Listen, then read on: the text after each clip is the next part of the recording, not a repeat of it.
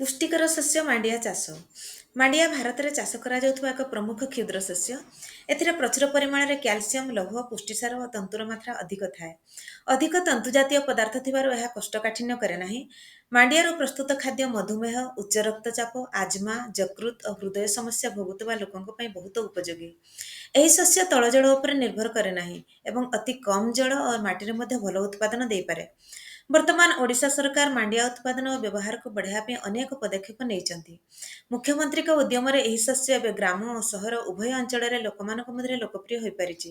ଯୁବ ଉଦ୍ୟୋଗୀମାନେ ମାଣ୍ଡିଆ ଉପରେ ଷ୍ଟାର୍ଟଅପ୍ ମଧ୍ୟ ଆରମ୍ଭ କରିଦେଲେଣି। ଆସନ୍ତୁ ଆମେ ମାଣ୍ଡିଆ ଚାଷକୁ ଆପଣାଇ ନିଜ ଜୀବନକୁ ପୁଷ୍ଟିକର କରିବା ସହିତ ଆମ ପରିବେଶକୁ ମଧ୍ୟ ସୁରକ୍ଷିତ କରିବାରେ ଅଂଶ ହେବା। ଏହି ଭିଡ଼ିଓ ଭଲ ଲାଗିଥିଲେ ଲାଇକ୍, ସେୟାର ଓ ସବସ୍କ୍ରାଇବ୍ କରିବାକୁ ଭୁଲନ୍ତୁନି। ଆପଣଙ୍କ ମତାମତ ଓ ପ୍ରଶ୍ନ କମେଣ୍ଟରେ ଲେଖନ୍ତୁ। ଧନ୍ୟବାଦ। ଜୟ ଜଗନ୍ନାଥ।